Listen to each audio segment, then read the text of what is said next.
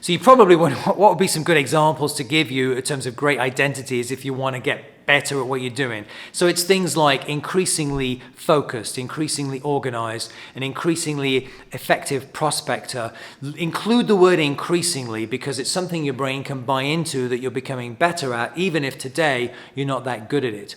So a great example for financial advisors and really anyone that wants to go bigger is I had a client a number of years ago, and his mindset focus was, increasingly upmarket because he wanted to work with more and more affluent people. And so that then helped put his frame of reference on, then what do I need to do? Like how many meetings do I want to start allocating differently?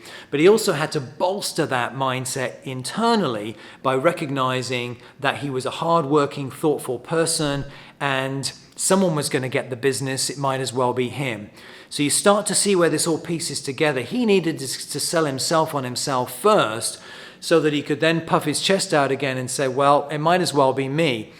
And in future videos, I'll talk about, again, the doing part to support that mindset, because you have to do that as well.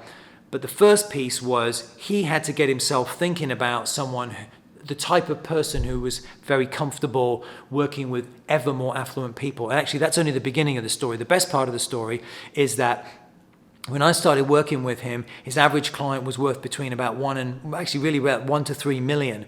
Within a year, his average client was worth 5 million. 7 years later, his average client is now worth 50 million because he's never given up on continuing to build on that mindset. So that's the power of it. That's where the exciting places you can go with something like that.